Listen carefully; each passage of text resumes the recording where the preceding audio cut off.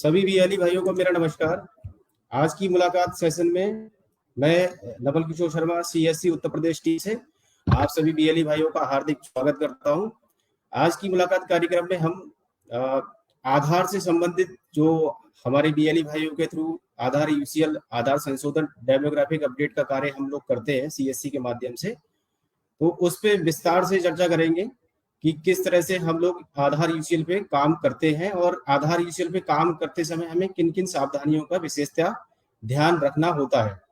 क्योंकि आधार एक ऐसा इकोसिस्टम है जिसमें कि हम पब्लिक के साथ में डायरेक्ट जुड़े हुए हैं और उसको एक सर्विस, एक ऐसी सर्विस जो कि कुछ एक ही पॉइंट्स पे मिल पाती है रेजिडेंट को। और आधार चूंकि आज की डेट में इतना एक इम्पोर्टेंट डॉक्यूमेंट बन चुका है कि हम लोग अगर अपने आसपास देखते हैं तो रोजमर्रा की जो जितनी भी हम एक्टिविटी जिन चीजों के साथ इन्वॉल्व हैं, तो मोस्टली अगर सरकारी हो गई या गैर सरकारी जितनी भी सर्विसेज है उसमें आप कहीं ना कहीं डायरेक्ट इनडायरेक्ट वे में पाएंगे कि आधार की जरूरत हमको आए दिन पड़ती है। तो हमारे बीएलई भाई जो कि आधार यूसीएल के माध्यम से आधार डेमोग्राफिक अपडेट का कार्य करते हैं, तो उनको ये जानना समझना बहुत जरूरी है कि जब आधार पे आप आधार संशोधन का कार्य कर रहे हैं तो उस दौरान किन किन जो सावधानियों का विशेषता उनको ध्यान रखना है, जिससे कि चाहे वो कस्टमर के साथ व्यवहार वाली बात हो या फिर जो आप टेक्निकल वर्क कर रहे हो, तो उस दौरान कौन कौन सी सावधानियों का विशेषता ध्यान रखना है, जिसकी वजह से आपका जो सेंटर है और जो कस्टमर्स आपके यहाँ रेजिडेंट काम कराने आ रहे हैं उनके बीच में आपका समन्वय अच्छा रहे और आप लॉन्ग लास्टिंग लंबे समय तक काम कर पाए। तो हम लोग शुरुआत करते हैं इस सेशन की, और इसमें सबसे पहले हम बात उसी चीज से करेंगे कि जो हम काम कर रहे हैं, हमारे यूसीएल पे जो बीएलई भाई काम करते हैं, तो उसमें सबसे पहले व्यवहार वाली बात आती है कि व्यवहार जो हमारा है किस तरह का होना चाहिए रेजिडेंट के साथ में। Communication and managing at the resident, जो आप लोग काम कर रहे हैं तो उस समय रेजिडेंट के साथ में कम्युनिकेशन आपका इस तरह का होना चाहिए कि किसी भी तरह का उसमें कोई भी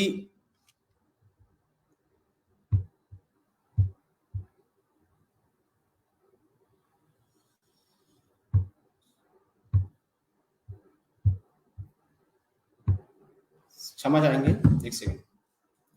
कम्युनिकेशन एंड मैनेजिंग रेजिडेंट, जो रेजिडेंट आपके यहाँ काम कराने आ रहे हैं तो उनके साथ आप इस तरह का कम्युनिकेशन रखें कि किसी भी तरह का उसके साथ में कोई छल फरेब या झूठ सच इस तरह की चीजें नहीं आए निकल के। क्योंकि जब से आधार एक्ट 2016 में एक्ट बना तब से जो आधार है उसमें एक्ट के अकॉर्डिंग जो सेक्शन वाइज कुछ एक नियम कानून बनाए गए हैं कि अगर किसी भी रेजिडेंट के साथ में हम लोग कुछ भी अगर मिसबिहेव या इस तरह की कुछ एक्टिविटी करते हैं तो उसके अगेंस्ट में हमारे अगेंस्ट यूआईडीआई के द्वारा कुछ एक एक्शन लिए जा सकते हैं। तो हमें जो रेजिडेंट है उसके साथ में कम्युनिकेशन और जो रेजिडेंट आया है उसके साथ में व्यवहार अच्छा रखना है। जो दिन में हम काम करते हैं तो डेली अपना जो काम है ड्यूटी है उसको प्लान करें कि किस तरह से हमें काम करना है।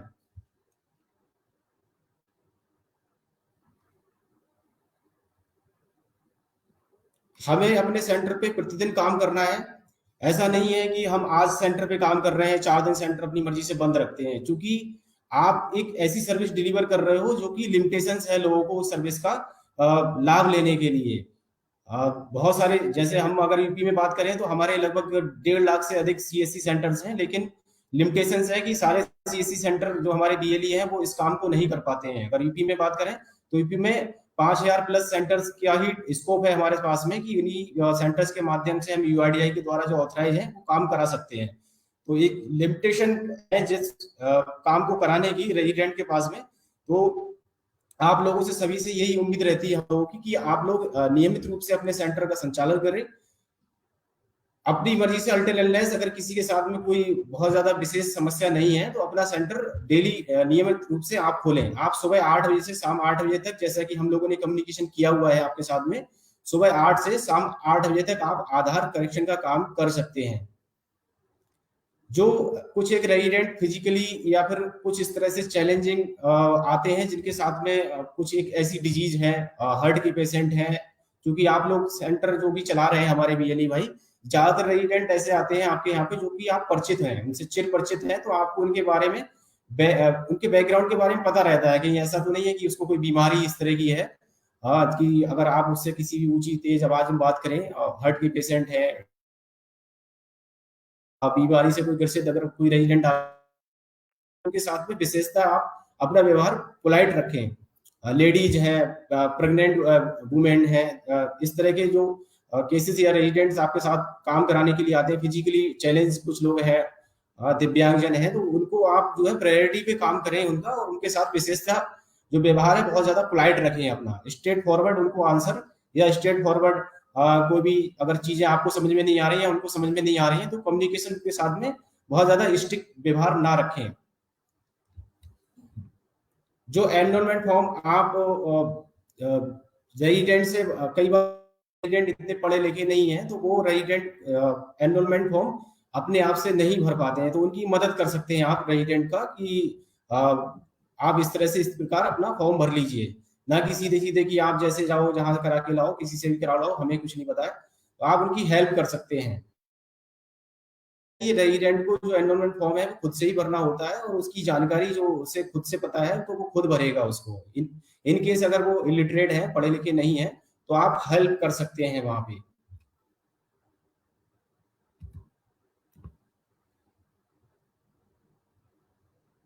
कुछ एक चीजें हैं आधार पे, जब आप आधार सेंटर चला रहे हैं तो उस समय ग्रीवियांस और क्वेश्चन कुछ सजेशन के पर्पज से कुछ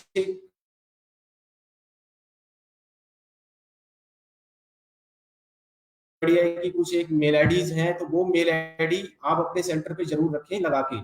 हम लोग आईसी मटेरियल की बात करते हैं, तो आप लोगों से ब्रांडिंग की जो बात होती है, तो एक ये उसका पार्ट है कि आपके सेंटर पे प्रॉपर ब्रांडिंग तो हो ही। आधार सेवा केंद्र जो आप आधार संशोधन केंद्र चला रहे हैं, तो आधार संशोधन केंद्र एक तो आपका पहले बेस सीएससी है, तो सीएससी से संबंधित ब्रांडिंग, सीएससी का लोगो, आपको आधार संशोधन का काम मिला है, तो बैंक बीसी, जिस भी बैंक के आप बीसी है, उस बैंक से संबंधित ब्रांडिंग आपके सेंटर पे होनी चाहिए। फिर बात आती है, आप चूंकि आधार संशोधन का कार्य कर रहे हैं, आधार डेमोग्राफिक अपडेट का काम कर रहे हैं, तो आधार संशोधन केंद्र आपके सेंटर पे इस तरह की ब्रांडिंग जरूर लगी हुई हो कि हाँ, आप आधार संशोधन का कार्य होता है यहाँ पे, और कौन कौन सी सर्विसेज आप यहाँ पे देते हैं। आधार संशोधन के दौरान आपको कौन सी चीजें नहीं करनी चाहिए, डूज डोंट डूज, इस तरह की जो गाइडलाइंस है वो पूरी आपके सेंटर पे लगी हो, आपके सेंटर पर रेट लिस्ट लगी हुई हो। आप अपने जो कस्टमर्स आते हैं, उन कस्टमर्स की एंट्री के लिए उन्होंने क्या काम किया, आपने कितना उनसे चार्जेस लिया किसी भी सर्विस का, तो वो एक रजिस्टर, कस्टमर रजिस्टर आप अपने सेंटर पे जरूर बना के रखें।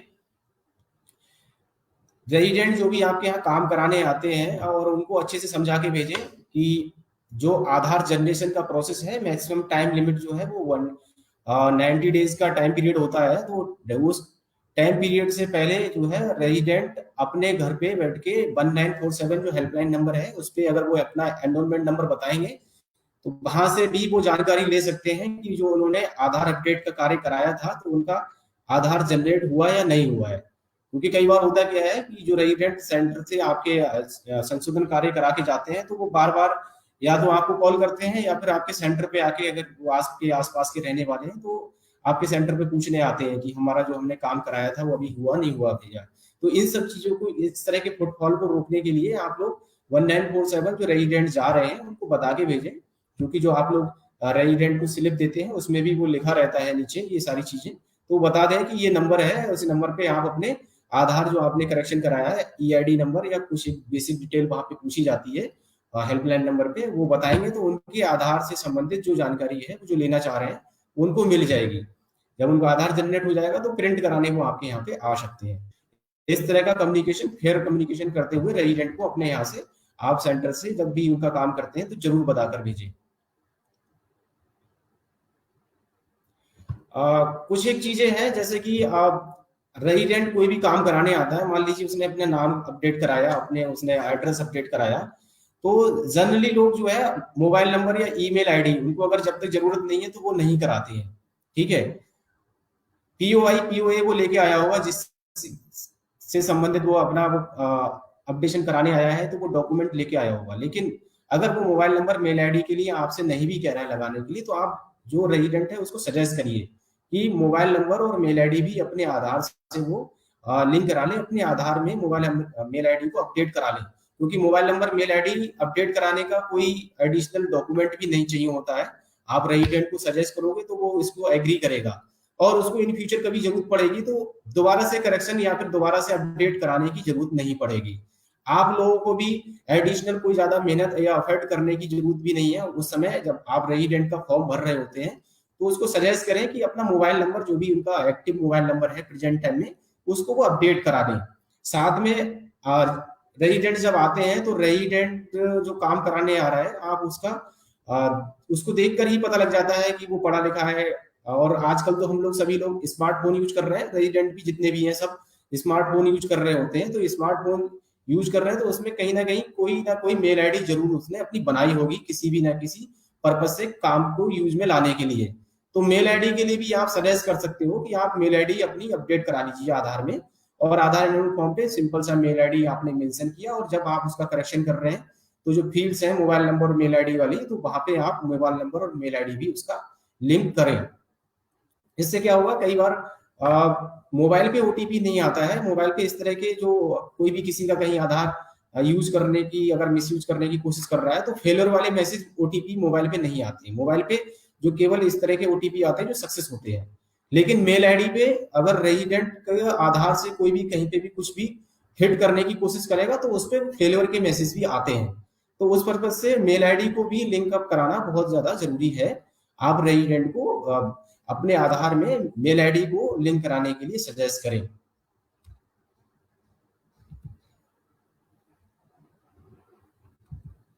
इसी प्रकार इसमें एक चीज और भी है यहाँ पे देखने वाली, जो जेंडर होते हैं, जेंडर वगैरह के लिए हम लोग कोई डॉक्यूमेंट उसमें नहीं लगता है।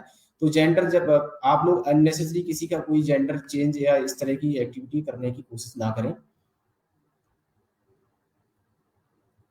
डॉक्यूमेंट से संबंधित ये सारी चीजें जो है व्यवहार में आती हैं कि आप जो रेजिडेंट आ रहा है तो उससे बेसिक सी क्या चीजें आप उसका काम जो अपडेशन कराने आ रहा है वो तो वो करोगे ही आप, लेकिन साथ में और चीजें आप उसके लिए फिर या अपना कस्टमर्स के साथ में अच्छा कम्युनिकेशन, अच्छी सर्विस को एड ऑन करने के लिए क्या क्या चीजें कर सकते हैं। ठीक है, यहाँ पे बताया गया है कि strictly adhere to standard operation जो प्रोसीजर्स हैं वो सभी अच्छे से आप लोग फॉलो करें, जो बताई गई है गाइडलाइन है उसके अनुसार काम करें।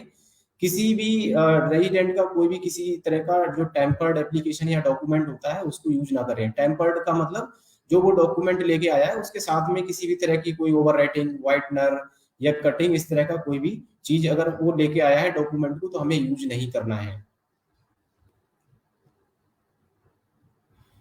आधार सर्विस के लिए एडिशनल जो चार्जेस हैं वो नहीं लेने हमें। डेमोग्राफिक अपडेट है या डॉक्यूमेंट अपडेट है, दोनों के लिए 50 रुपीज चार्जेस आपको बताए गए हैं, तो 50 रुपीज चार्जेस ही हमें लेने हैं।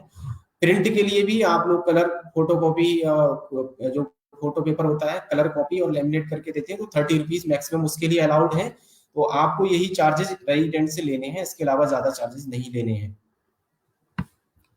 अपना जो सिस्टम है आपको कभी भी विदाउट यूआईडी, सीएससी यूआईडी जो टीम है हमारी, 4 लोग हम यहाँ स्टेट में हैं, हमारे सेंट्रल टीम से भी आपको अगर कभी भी कोई कॉल आती है तो अगर सेंट्रल टीम से या आपको लग रहा है कि अननोन नंबर से कॉल आ रही है और आपको इंसिस्ट कर रहा है कि वो अपना आईडी डेस्क पे दे दीजिए या कोई ओटीपी बता दीजिए, तो प्लीज बिल्कुल भी ऐसा व्यवहार ना करें उनके साथ में। हम लोगों से जरूर संपर्क करें, जो यूआईडी सीएससी यूपी में यूआईडी की टीम है उनको बताएं। अपने डिस्ट्रिक्ट मैनेजर को भी आप बता सकते हैं इन केस अगर यहाँ पे स्टेट में आप अप्रोच नहीं कर पा रहे हैं तो हमारे जिले में डिस्ट्रिक्ट मैनेजर, डिस्ट्रिक्ट टीम है, उनको बताएं कि इस तरह से हमारा आधार सॉफ्टवेयर को रिमोट पे लेने के लिए, एंड एक्स पे देने के लिए कॉल आ रही है या कोई ओटीपी या इस तरह की कोई भी एक्टिविटी करने के लिए आपके साथ में व्यवहार बनाने की कोशिश कर रहा है, तो प्लीज किसी को भी अननोन पर्सन को आप लोग अपना एनीडेक्स बिल्कुल भी ना दें। जो आधार पे आप सिस्टम यूज कर रहे हैं उस सिस्टम को एनीडेक्स पे बिल्कुल नहीं दें।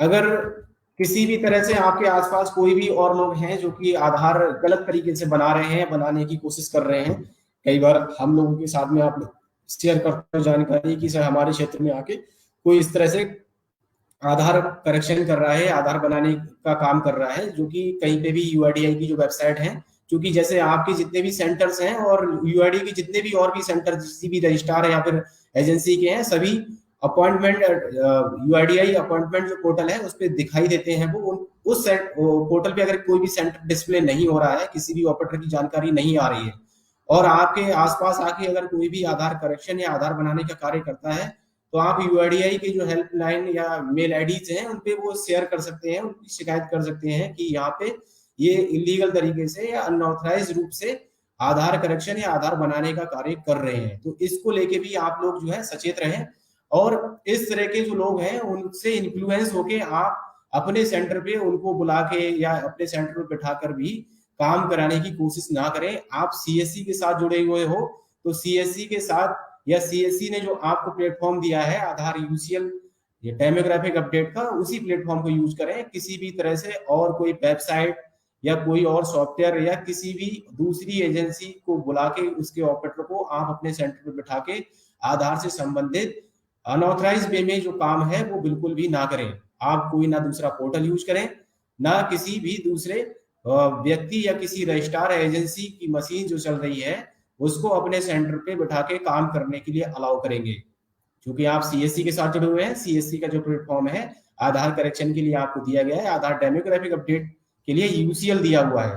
तो जितना भी आपको करेक्शन करना है, चाहे वो मोबाइल लिंकेज है, चाहे नाम करेक्शन है, एड्रेस अपडेट है, डीओबी है, मेल आईडी है, कुछ भी है, किसी भी तरह का डेमोग्राफिक अपडेट है, तो आपको केवल अपने यूसीएल सॉफ्टवेयर के माध्यम से करना है। किसी भी तरह की वेबसाइट्स या किसी के बताने पे समझाने पे और जो चीजें हैं वो उसको आप प्लेटफॉर्म को यूज नहीं करेंगे जो कि ऑथराइज नहीं है। इस अगर जो यूआईडीआई की गाइडलाइन है या यूआईडीआई के द्वारा जो पॉलिसीज बनाई गई हैं उनका किसी भी तरह से कोई भी वॉलेशन करता है, तो उस वॉलेशन पे यूआईडीआई के द्वारा भिन्न भिन्न तरह की जो पेनल्टी क्लॉजेज हैं उसके अनुसार पेनल्टी लगती है और वो पेनल्टी इम्पोज होगी। तो इस तरह की चीजों से बचने के लिए हमें इन सभी चीजों का ध्यान रखना है। ये व्यवहार से संबंधित कुछ एक चीजें थी जो मैंने आपके साथ में डिस्कस की। अब हम लोग डिस्कस करेंगे आगे डॉक्यूमेंट आधार। जब हम आधार एनरोलमेंट या आधार करेक्शन का कार्य कर रहे होते हैं तो उस समय हमें कौन कौन से डॉक्यूमेंट हैं जो कि यूआईडीआई के द्वारा वैलिड हैं, किस तरह से बताए गए हैं कि हमें जो डॉक्यूमेंट लेने हैं। सबसे पहले बात करें तो पीओआई, पीओए, पीओआर, डीओबी। डीओबी के लिए जो बर्थ से संबंधित कुछ एक चीजें हैं, ये पीओआई, पीओए, पीओआर, डीओबी मतलब एक तो identity proof, address proof, relationship का प्रूफ या बर्थ से संबंधित प्रूफ। ये चार तरह के जो डॉक्यूमेंट हैं ये मैंडेटरी हैं। ये डॉक्यूमेंट्स होते हैं किसी के, तभी कोई नया आधार बनवा पाता है अपना, या कोई करेक्शन कराना है तो इनसे संबंधित कुछ एक डॉक्यूमेंट लेके आएगा तभी वो करेक्शन करवा पाएगा। मान लीजिए पीओआई की बात करें तो किसी को अगर नाम चेंज कराना है, अपनी आइडेंटिटी से संबंधित कुछ भी चेंजेस कराने हैं तो उसको पीओआई लेके आना होगा। अपने एड्रेस में किसी भी तरह का कोई करेक्शन कराना है उसको, तो उसे पीओए लेके आना होगा कोई भी। पीओआर रिलेशनशिप के बिहाफ पे जो एचओएफ बेस्ड है या उस तरह के जो हम लोग डॉक्यूमेंट या डिक्लेरेशन के बिहाफ पे जो करेक्शन करते हैं तो वहां पे पीओआर से संबंधित डॉक्यूमेंट्स लेके आने होते हैं। DOB date of birth correction या डीओबी को अपने आधार में ऑथेंटिकेट कराने के लिए कि हाँ मेरी एज इतनी है, तो उसमें उसे बर्थ से संबंधित अपनी डेट ऑफ बर्थ से संबंधित डॉक्यूमेंट दिखाने होते हैं, तभी उसका आधार हम करेक्शन कर पाते हैं या किसी को आधार अपना नया बनाना है तो वो बनवा पाता है। ये डॉक्यूमेंट्स की लिस्ट है, ये डॉक्यूमेंट की लिस्ट को आप अपने सेंटर पे जरूर चस्पा करके रखें। हो सके तो इसको 2x3 या 2x2 अपने सेंटर की जो साइज है उसके हिसाब से आप फ्लैश बैनर बनवा लीजिए, बड़ा बड़ा लिखवा के अपने सेंटर पे जरूर इसको चस्पा करके रखें। अगर फ्लैक्स नहीं बनवा पा रहे हैं तो प्रिंट जरूर बना के रखें अपने सेंटर पे। एक आप बोर्ड बना लीजिए, उस बोर्ड पे इसको A4 साइज पे प्रिंट करके भी क्लियरली बोल्ड लेटर्स में आप प्रिंट करके रखें। क्योंकि कई बार रेजिडेंट्स हम लोगों से आके आर्गुमेंट करती हैं कि हम जो डॉक्यूमेंट लेके आए हैं आप नहीं ले रहे हो, इससे हमने पहले बनवाया था या हमारे भाई का बन गया या हम दूसरे कहीं पे जाते हैं तो वहां पे बन जाता है, आप लोग नहीं बना रहे हो। तो प्लीज उनको जवाब देने के लिए, उनको संतुष्ट करने के लिए आप लोग सेटिस्फेक्शन के लिए ये पीओआई, पीओआर और पीओए से संबंधित जो भी डॉक्यूमेंट्स की लिस्ट है, वैलिड डॉक्यूमेंट की लिस्ट अपने सेंटर पे जरूर लगाकर रखें और उनको दिखाएं कि हम आपका अगर काम नहीं कर पा रहे हैं तो प्लीज वो हम असमर्थ हैं इसलिए क्योंकि आप जो डॉक्यूमेंट लेके आए हैं वो जो यूआईडीआई की वैलिड डॉक्यूमेंट की लिस्ट है उसमें लाई नहीं करता है, उसमें आपका डॉक्यूमेंट लिस्ट में नहीं आ रहा है, इसलिए हम आपका जो काम आप करेक्शन का कराने आए हैं, नाम का, पता का या फिर कुछ भी और डीओबी वगैरह कराने आया है तो वो नहीं कर पा रहे हैं हम लोग। इसलिए इस डॉक्यूमेंट की लिस्ट को अपने सेंटर पे जरूर लगा कर रखें। आप लगा कर रखोगे तो दिन में 2-4 बार आपके सामने से ये लिस्ट निकलेगी, तो आपको ये ऑटोमेटिक, आप लोग कई बार छोटी छोटी चीजें पूछते हैं कॉल करके, आप दूसरे साथी से पूछते हो, कई बार हमसे पूछने लगते हो कि सर डीओबी के लिए क्या क्या लगा सकते हैं, तो अगर ये लिस्ट आपके सेंटर पर लगी रहेगी तो ये लिस्ट आपको ऑटोमेटिक याद हो जाएगी एक समय रहते आने पर, बार बार आपको किसी और से कंसल्ट या फिर पूछने की जरूरत ही नहीं रह जाएगी। डॉक्यूमेंट बेस्ड कुछ एक चीजें और ध्यान रखनी है। जो डॉक्यूमेंट है, वैसे तो पीओआई, पीओआर, पीओए की जो लिस्ट है आपके सेंटर पे लगी रहेगी, लेकिन कुछ और डीपली जो चीजें हैं उन डॉक्यूमेंट्स में ध्यान रखने योग्य वो मोटी मोटी 2-3 चीजें हैं। आप लोग थोड़ा सा इसको याद रखेंगे कि एक तो डॉक्यूमेंट जो भी वो लेके आए रेजिडेंट, वो ओरिजिनल डॉक्यूमेंट ही लेकर आएगा, कलर कॉपी होगी, ओरिजिनल डॉक्यूमेंट होगा। ठीक है, आपको अगर कई बार ये भी रहता है कि वो डॉक्यूमेंट लेके आया ब्लैक एंड व्हाइट है, ठीक है, तो ब्लैक एंड व्हाइट भी जो डॉक्यूमेंट रहते हैं, लेकिन अगर वो ओरिजिनल है तो उसकी ओरिजिनलिटी उस डॉक्यूमेंट में दिखती है। स्टैंप लगा के आया होगा तो स्टैंप तो एटलीस्ट जो इस तरह के साइन या स्टैंप हुए होंगे तो वो तो कलर ही उसमें दिख जाएगा कि वो जो है किस तरह का डॉक्यूमेंट है। फिजिकल चेक करके आप चेक कर पाओगे उसको कि वो ओरिजिनल है या वो कोई भी डुप्लीकेट उसका लेके आया है डॉक्यूमेंट का। ठीक है, तो प्लीज जो भी वो डॉक्यूमेंट लेके आएगा, आप रेजिडेंट से हम लोग ओरिजिनल डॉक्यूमेंट की ही डिमांड करते हैं। हम किसी भी तरह की जीरोक्स या फोटोकॉपी यूज नहीं करते हैं। पीओआई, पीओबी जो भी डॉक्यूमेंट है उसमें रेजिडेंट का नाम जो है वो जरूरी है, रेजिडेंट के नाम से ही वो होने चाहिए। ऐसा नहीं है कि वो उसके फैमिली मेंबर का लेके आ गया और बोलेगा कि मेरा आधार सही कर दो। ठीक है, तो वो डॉक्यूमेंट जो लेके आएगा उसके नाम से ही वो डॉक्यूमेंट होने चाहिए। और जो वो डॉक्यूमेंट आते हैं, कुछ एक डॉक्यूमेंट ऐसे होते हैं जिनकी वैलिडिटी होती है, जैसे कि आप पासपोर्ट है, ड्राइविंग लाइसेंस है, तो इनकी वैलिडिटी है। या यूआईडीआई का स्टैंडर्ड फॉर्मेट भी हम आजकल यूज करते हैं, जो जिसमें कि एड्रेस अपडेट के लिए या कुछ भी और अपडेट कराना है, तो यूआईडीआई के स्टैंडर्ड फॉर्मेट को जो हम यूज कर रहे हैं तो उसकी भी एक वैलिडिटी है। उस पर ऊपर कॉर्नर टॉप में डेट का कॉलम रहता है। उस डेट में का पर्पज ये है कि जिस डेट में वो यूआईडीआई स्टैंडर्ड फॉर्मेट को जिसने भी कंसर्न ऑफिसर ने या गजेटेड ऑफिसर से करा के लाया है या फिर ग्राम प्रधान से या किसी से भी वो करा के लाया है, जो भी अथॉरिटी है जिसने की वो साइन या इशू किया है, तो वो जिस डेट में इशू किया है उससे 3 महीने के अंदर ही आप उस डॉक्यूमेंट को यूज कर सकते हैं। तो जो डॉक्यूमेंट जिनकी वैलिडिटी है, पासपोर्ट, ड्राइविंग लाइसेंस, इन सभी की वैलिडिटी होती है 15-20 साल जो भी है। टाइम पीरियड वो उस पर लिखा रहता है, जो डॉक्यूमेंट है उस पर वैलिडिटी या एक्सपायरी, या फिर स्कूल में जो बच्चे पढ़ रहे होते हैं तो उनके आईडी कार्ड में भी सेशन वाइज वो जो भी डॉक्यूमेंट आईडी ग्रुप है उसका, तो उस पर सेशन लिखा रहता है। जैसे अभी सेशन चल रहा है जो 22-23 सेशन चल रहा है, तो उस पर सेशन लिखा रहेगा ईयर, हाँ सेशन लिखा होगा या वैलिड अप टू लिखा रहेगा उस पर, जो भी डेट रहेगी स्कूल के आईडी कार्ड की। तो आप लोग जो है इस चीज को देख लें कि जो वो डॉक्यूमेंट लेकर आया है वो वैलिडिटी उसकी एक्सपायर तो नहीं हो गई है। वो टाइम पीरियड उसका जो वैलिडिटी का है, अगर उसके अंदर ही बियॉन्ड द वैलिडिटी लेके आया है तभी आपको यूज करना है, अदरवाइज हम उसको यूज नहीं करेंगे। वाटर बिल है, टेलीफोन बिल है, इलेक्ट्रिसिटी बिल है, ये सभी 3 महीने पुराने ही हम यूज करते हैं। इससे ज्यादा पुराना है तो हम इसको यूज नहीं करेंगे। Rent agreement should be used before expiry date. एक तो रेंट एग्रीमेंट की अगर हम यहाँ पे बात करें तो रेंट एग्रीमेंट जो नॉर्मली हम लोग तहसील से या फिर नोटराइज वकील से जो बना के लोग लेके आते हैं, यूज करने की कोशिश करते हैं, यहाँ पे वो उसकी बात नहीं हो रही है। जो रेंट एग्रीमेंट है वो रजिस्ट्रार ऑफिस से जो रजिस्ट्री करते हैं, जिस तरह से रजिस्ट्रार ऑफिस है, तो रजिस्ट्रार ऑफिस से जो जारी किया हुआ रेंट एग्रीमेंट है उस एग्रीमेंट की बात यहाँ पे हो रही है।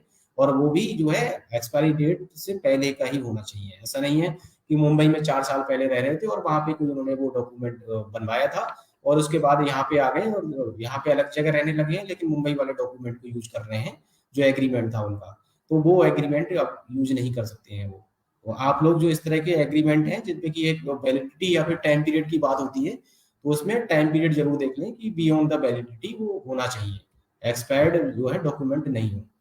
अब एचओएफ बेस्ड जो हम लोग अपडेट करते हैं, आप लोगों को हमने एक फॉर्मेट शेयर किया कि इन केस अगर कोई भी head of the family member है, कोई फादर है और वो अपनी फैमिली में जो भी और मेंबर्स हैं, उनके बच्चे हैं, किसी का कराना चाह रहे हैं, तो वो एड्रेस अपडेट करा सकते हैं। ठीक है, तो एचओएफ बेस्ड जो आप लोग एड्रेस अपडेट करेंगे, वहां पे बात हो रही है एचओएफ मतलब हेड ऑफ द फैमिली, जो उस फैमिली का मेन हेड है उसका ही वो अपना डिक्लेरेशन दे सकता है डाउन लाइन जो उसके फैमिली में मेंबर्स हैं कि अगर उसके आधार में जो एड्रेस है उनका एड्रेस भी वो कर किया जा सकता है, उनको फिर दूसरे किसी डॉक्यूमेंट की जरूरत नहीं है। ठीक है, तो यहाँ पे उसी सेम फैमिली के इमीडिएट जो भी उसका वो है हेड ऑफ द फैमिली, उसी का डॉक्यूमेंट या फिर उसी की डिक्लेरेशन के बिहाफ पे एड्रेस करेक्शन होता है, न कि ये कि दूसरे की फैमिली को कोई वेरीफाई कर देगा कि मैं इन्हें जानता हूं और मेरा एड्रेस ये है। हाँ, पीओआर से संबंधित यहाँ पर रिलेशनशिप डॉक्यूमेंट वहां पे वो शो करना होता है हेड ऑफ द फैमिली वाले केस में। ठीक है, नेम चेंज सभी बीएलई भाई को हमने पहले भी बताया हुआ है। नेम चेंज जो अगर बात करें हम करेक्शन करते हैं, नॉर्मली हम बात करते हैं यहाँ पे करेक्शन की, तो किसी के नाम में कोई माइनर करेक्शन है, स्पेलिंग मिस्टेक है या सरनेम वगैरह उसको ऐड कराना है, तो वहां पे करेक्शन की बात होती है। जहाँ पे चेंज अगर वर्ड आ गया तो वहां पे चेंज आइडेंटिटी, जैसे किसी का नाम है, फर्स्ट नेम की बात हो रही है, राम कुमार से किसी को श्याम कुमार कराना है, ठीक है, या राम कुमार से मोहन कुमार कराना है किसी को अपना नाम, तो यहाँ पे वो उसका नाम पूरा चेंज हो रहा है। दोनों अपने आप में एक अलग नाम है और दो नाम के इस तरह के लोग अलग अलग होते हैं। तो यहाँ नेम चेंज के लिए हम लोग रेजिडेंट को गजेट नोटिफिकेशन कराने के लिए बोलते हैं। गजेट नोटिफिकेशन के लिए उसको किसी भी जानकार वकील से मिलना होता है, ठीक है, और वो पीओआई और पुराना जो उसका कोई नाम रहा होगा उसके फोटोग्राफ से संबंधित पूरी एक प्रक्रिया, अलग एक पूरा प्रोसेस है उसका गजेट नोटिफिकेशन का, उसको फॉलो करते हुए गजेट नोटिफिकेशन करा के लेके आएगा और उस डॉक्यूमेंट को आपके पास आएगा लेके, तभी आप उसका नाम चेंज कर पाएंगे। गजेट नोटिफिकेशन स्टेट या सेंट्रल गवर्नमेंट की, जो गवर्नमेंट है सरकार वही कराती है उसको, कोई प्राइवेट आदमी या फिर लोकली कहीं से नहीं हो सकता। वो स्टेट या सेंट्रल जो गवर्नमेंट है उनके थ्रू जो बजट जारी होता है उसमें उन सभी जैसे जो भी कुछ कराना चाहते हैं नाम चेंज, उनके नाम वो पब्लिश होते हैं और वो गजट नोटिफिकेशन जब पब्लिश हो जाएगा तभी उस डॉक्यूमेंट को जारी किया जाएगा और उस डॉक्यूमेंट को यूज किया जाता है। यहाँ पे गजट नोटिफिकेशन का मतलब किसी भी कोई एफिडेविट या फिर कोई ऐसे डॉक्यूमेंट से नहीं है कि वो अपना किसी भी शपथ पत्र को बनवा के ले आएगा। ठीक है, तो इसमें बहुत ही कंफ्यूजन है, हम लोग आप लोगों को मेल पे भी इसको ये बारे में थोड़ा सा डिटेल में शेयर कर देंगे कि किस तरह के रेजिडेंट को कराना है गजट नोटिफिकेशन। तो आप लोग नाम चेंज के लिए रेजिडेंट को गजट नोटिफिकेशन के लिए सजेस्ट कीजिए। किसी भी तरह से आप लोग उसकी एजुकेशनल सर्टिफिकेट या फिर भले ही वो ए ग्रेड के किसी भी ऑफिसर से करा के लेके आएगा तो नाम चेंज हम नहीं कर सकते। इस केस में नाम चेंज वाले केस में केवल गजट नोटिफिकेशन ही बताया गया है, उसको कराना होता है।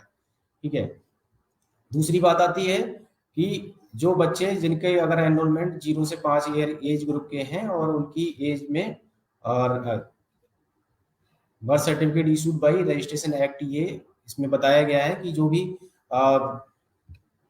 इस एज ग्रुप के जो बच्चे हैं वो अपना बर्थ सर्टिफिकेट के बिहाफ पे इसको करा सकते हैं। Change will not be continued as name change for fix or threshold two updates available to a resident. इसमें नेम चेंज के लिए आप लोगों को सबको पता है कि भाई उसने अगर एक बार करा लिया तो दूसरी बार कराने के लिए भी फिर उसको इसमें लिमिटेशंस हैं, एक बार ही करा सकते हैं। दोबारा कराने के लिए अगर वो कराता है तो फिर उसको आप सजेस्ट करेंगे कि आरओ से कंसल्ट करेगा रेजिडेंट।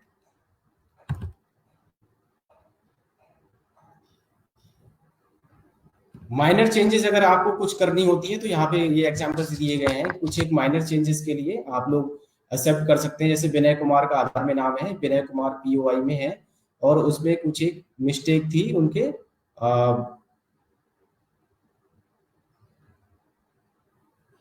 स्पेलिंग से संबंधित। प्रोनाउंसिएशन अगर हम किसी का उच्चारण करते हैं और उच्चारण में अगर वो चीज एक ही आ रही है पढ़ने में, तो आप यहाँ पे जो करेक्शन की बात है वो उससे है। ठीक है, प्रोनाउंसिएशन अगर पूरा चेंज हो गया और वो चेंज कराने की कोशिश कर रहे हैं तो वहां पे हमें गजट नोटिफिकेशन के लिए सजेस्ट करना होगा। यहाँ पे आप जो स्लाइड में दिखा रहा हूँ आप देख पा रहे होंगे, यहाँ पे कुछ एक स्पेलिंग से संबंधित मिस्टेक्स हैं।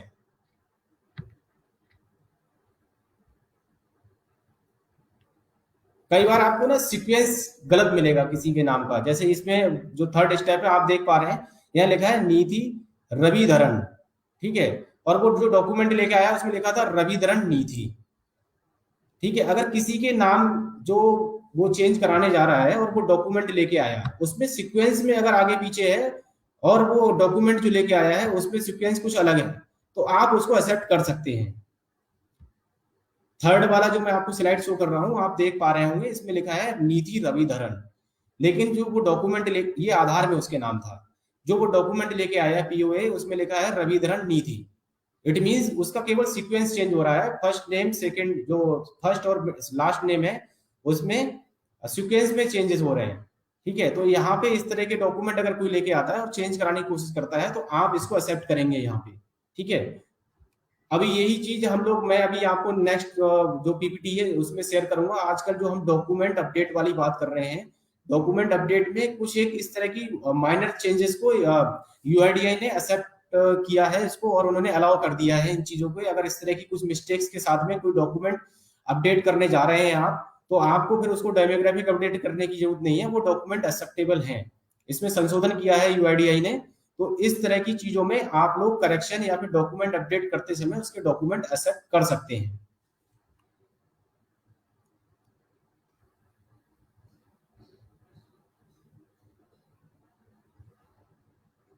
ये इस तरह के कुछ एक करेक्शंस हैं जहां पे कि हम लोग मैं फिर से बार बार आपको वही दोहराऊंगा कि प्रोनाउंसिएशन आप जो पढ़ने में आ रहा है, वो प्रोनाउंसिएशन में कोई भी चेंज नहीं आ रहा है, ज्यादा बोलने में एक ही चीज आ रही है, तो आप इस तरह के डॉक्यूमेंट्स को एक्सेप्ट कर सकते हैं।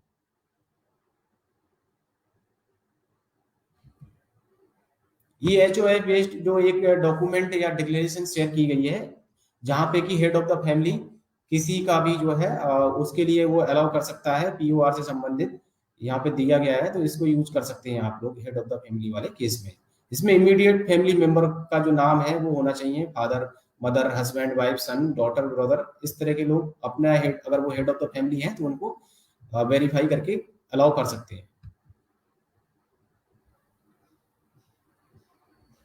हमने इस स्लाइड में यही समझा कि नेम चेंज के लिए एक तो मेन बात यह है कि गजट नोटिफिकेशन कराना जरूरी है। ठीक है, किसी भी तरह का जो है अडॉप्टेशन सर्टिफिकेट, मैरिज सर्टिफिकेट, ये पीओआई के संबंध में ये इस तरह की चीजें यूज नहीं की जाएंगी, हम लोगों को गजट नोटिफिकेशन कराना होगा। ठीक है, दूसरा चीज,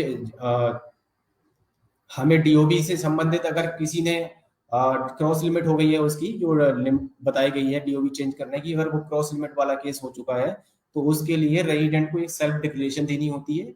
और इस केस में केवल हम लोग बर्थ सर्टिफिकेट जारी होता है, बर्थ सर्टिफिकेट को ही यूज करते हैं।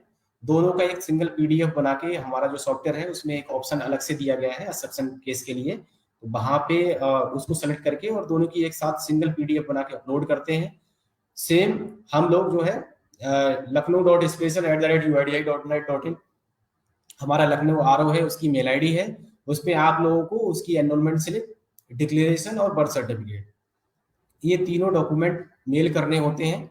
उसमें लिख के उसका डिटेल पूरा कि मैंने क्या, कहाँ पे क्या काम कराया। और नॉर्मली इस प्रक्रिया को जो है मेल करने की जो प्रक्रिया है वो रेजिडेंट को खुद ही करना होता है। इन केस अगर रेजिडेंट इतना समझदार है, पढ़ा लिखा है, या उसके पास मेल आईडी नहीं है, तो आप हेल्प कर सकते हैं उसको मेल करने में।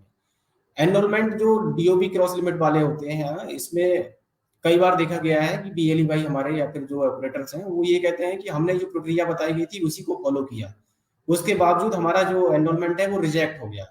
तो उस पर मुझे आप लोगों को थोड़ा सा क्लियरिटी फिर से यही देनी है कि अगर वो रेजिडेंट का एनरोलमेंट रिजेक्ट हो जाता है तो आपको इस चीज से परेशान नहीं होना है, क्योंकि ये जो एनरोलमेंट है एक नॉर्मल एनरोलमेंट नहीं है, एक्सेप्शन हैंडलिंग केस है ये। ठीक है, और जो हमारा सॉफ्टवेयर है उसमें जो हम नॉर्मली एनरोलमेंट कर रहे होते हैं, क्योंकि ये नॉर्मल केस नहीं था, इसकी प्रक्रिया एक अलग प्रक्रिया बताई गई है, एक मैनुअल प्रोसेस है जिसमें कि आपको एक मेल भी करना होता है। ठीक है, तो आधार एनरोलमेंट क्लाइंट, उसको चूंकि ये नॉर्मल एनरोलमेंट नहीं था, वो 24 घंटे के अंदर आपको रिजेक्शन दिखाएगा और वो रिजेक्ट होगा, एनरोलमेंट 100% रिजेक्ट होता है इस केस में। ठीक है, लेकिन चूंकि जो दूसरा एक पार्ट आपको बताया हुआ है, जो प्रोसेस है कि मेल करने वाला, अगर वो आपने मेल कर दिया है, ठीक है, तो आपको जो 90 डेज की टाइम पीरियड है, 90 दिन का टाइम पीरियड है, उस टाइम पीरियड तक पूरा वेट करने के लिए रेजिडेंट को बताना है।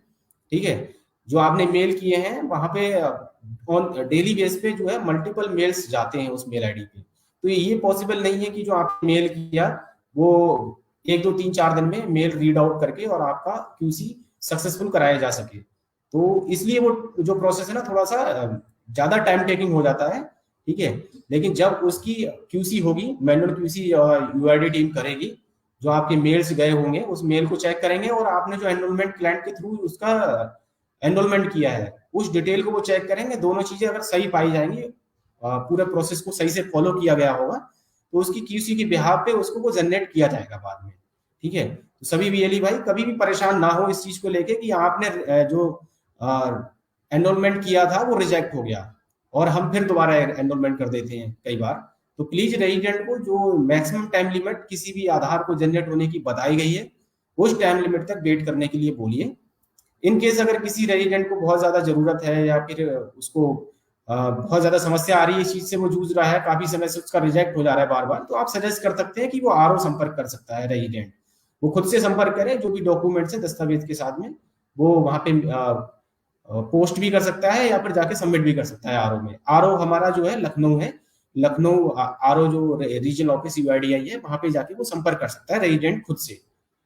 लेकिन उसको एनरोलमेंट कराना ही होगा। एनरोलमेंट उसे जो क्लाइंट है, चाहे वो यूसीएल हमारे जो बीएलई भाई यूज कर रहे हैं या फिर जो नॉर्मल ईसीएमपी क्लाइंट है जहाँ पे कि न्यू एनरोलमेंट होते हैं उसके थ्रू भी वो कराएगा।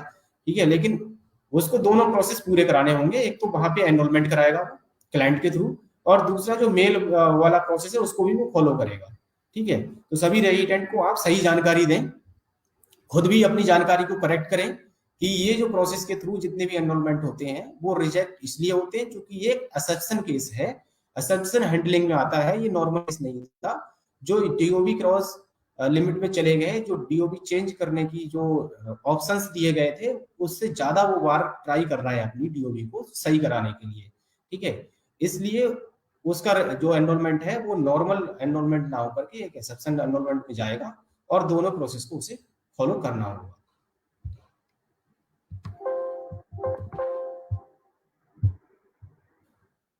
अब आगे हम और चीजों को देखते हैं।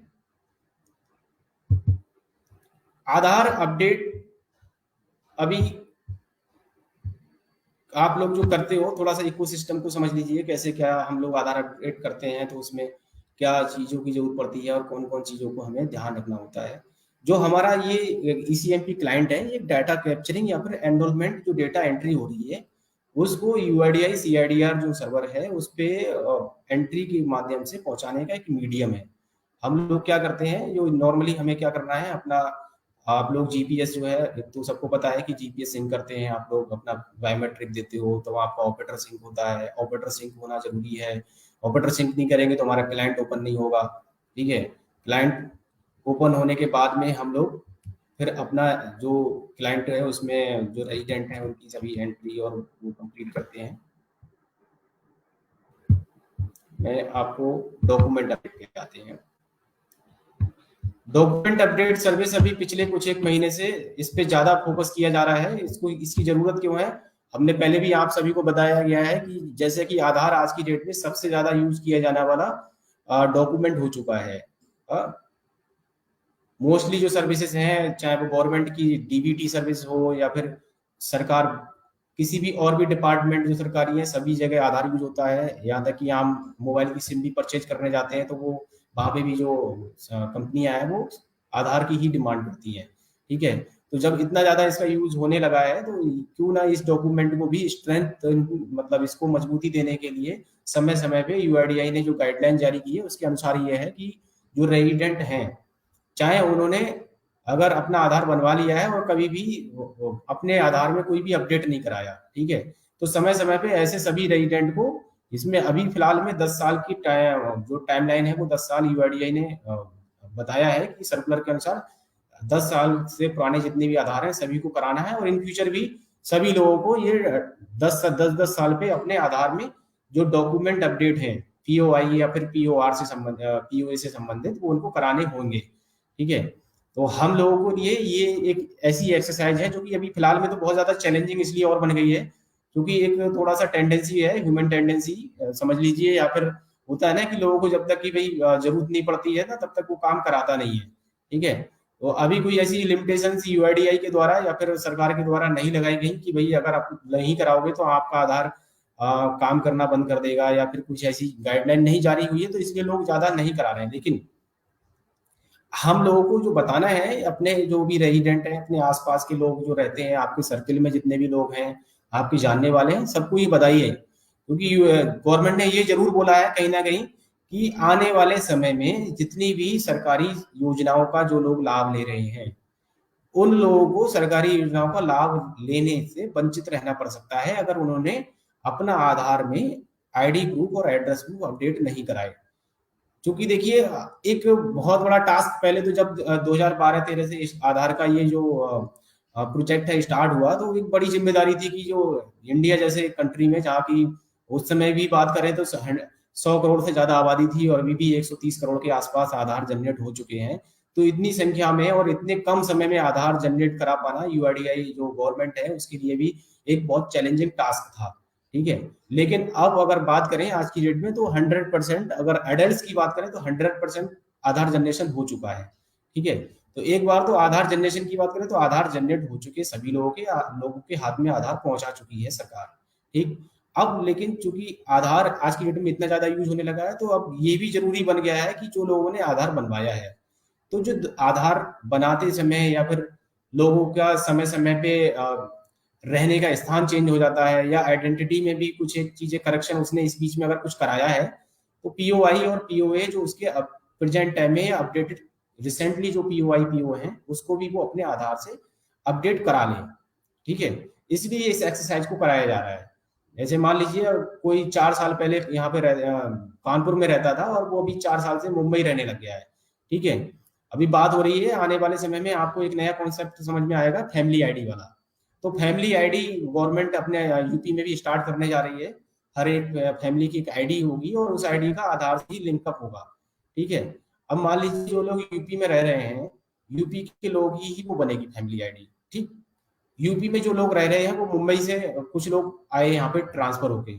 ठीक है, वो 4-5 साल से यहाँ पे यूपी में रहने लगे, सारे डॉक्यूमेंट उनके यूपी के हो गए, लेकिन आधार उनका मुंबई का है।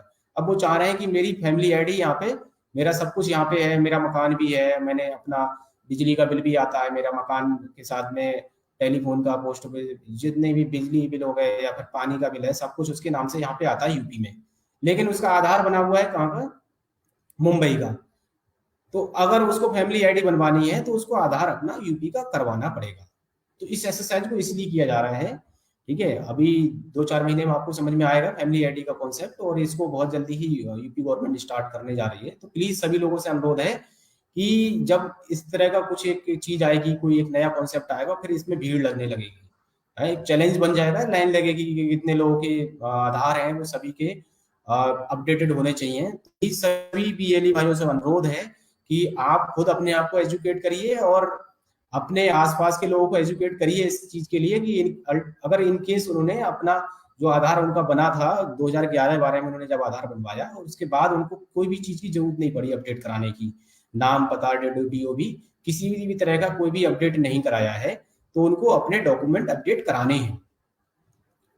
नाम से संबंधित मतलब जो पीओआई होते हैं वो कराएं, और पीओए है कोई भी डॉक्यूमेंट वो जरूर अपडेट करा लें अपने आधार में। ठीक है, अगर उन्होंने केवल मोबाइल नंबर अपडेट कराया था या मेल आईडी अपडेट कराई थी, तो ऐसे लोगों को भी सबको डॉक्यूमेंट अपडेट कराना जरूरी है, क्योंकि सबको पता है, आपको अच्छे से पता है कि मोबाइल नंबर लिंक कराते हैं तो आधार में किसी भी तरह का कोई डायनामिक चेंज नहीं होता है। ठीक है, और उसमें उसके लिए हम कोई भी डॉक्यूमेंट भी नहीं लेते हैं, तो वो अपडेट काउंट नहीं होगा उसका। ठीक है, तो अपडेट डॉक्यूमेंट की जो बात हो रही है, डॉक्यूमेंट प्रोसेस जो है वो इसलिए है कि उन्होंने अपने नाम पता या फिर डीओबी में संबंधित कोई भी चेंज नहीं कराया था। तो ऐसे सभी लोगों को अपना आईडी एड्रेस प्रूफ अपने आधार में अपडेट कराना है। मोबाइल नंबर करा रखा है तब भी कराना है। ठीक है, अगर हाँ उसने इस बीच कोई भी अपना नाम पता या फिर डीओबी चेंज करा लिया, इट मींस यूआईडीआई के पास में वो डॉक्यूमेंट जो थे उसके वो पहुंच गए हैं, रिसेंट डॉक्यूमेंट उसने कुछ ना कुछ यूज ही किया होगा तभी अपना नाम पता या डीओबी चेंज करा पाया है। तो ऐसे लोगों को नहीं कराना। लेकिन ऐसे सभी लोग जिन्होंने आधार तो बनवाया, लेकिन वो टाइम टू टाइम कभी कोई फोटो कॉपी की जरूरत पड़ती है तो केवल फोटो कॉपी दे देते हैं और उनका काम चल रहा है, उनका काम कभी रुका नहीं, कहीं पे भी ऐसी जगह नहीं यूज किया उन्होंने जहां पे भी कोई उनको बोलता कि आपके आधार में ये चीज मैच नहीं हो रही है, मिसमैच है। ठीक है, तो ऐसे सभी लोगों को जिन्होंने कोई अपडेट नहीं कराया अपने आधार में पीओआई और पीओए से संबंधित जो भी डॉक्यूमेंट है अपडेट कराने अनिवार्य है।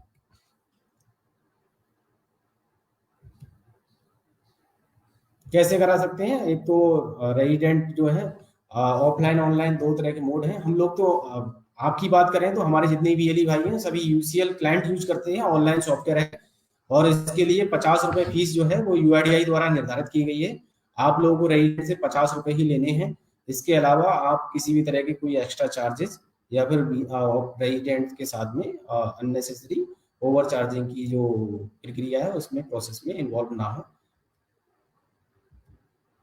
ये क्लाइंट है हमारा, जिस तरह से वर्क करता है आप लोग सभी बीएलई भाई यूज करते हैं, किस तरह हम लोग करेंगे, आधार नंबर डालते हैं, उसकी डिटेल फैच करेंगे, और जो भी आधार नंबर डालने के बाद में आपकी स्क्रीन पे जो रेजिडेंट है उसकी डेमोग्राफी से संबंधित जानकारी आपको दिखने लगेगी। उसका नाम क्या है, उसका पता क्या है, उसकी डीओबी क्या है, इसको चेक कर लें अपने आधार जो वो लेके आया है उससे, और उसके साथ में जो भी वो डॉक्यूमेंट लेके आया है पीओए आईडी एड्रेस प्रूफ, उसको मैच कर लें कि एग्जैक्टली उसके रेजिडेंट की जो डेमोग्राफिक डिटेल है, उसके आईडी या एड्रेस प्रूफ जो भी वो अपडेट कराने जा रहा है उससे मैच हो रही है।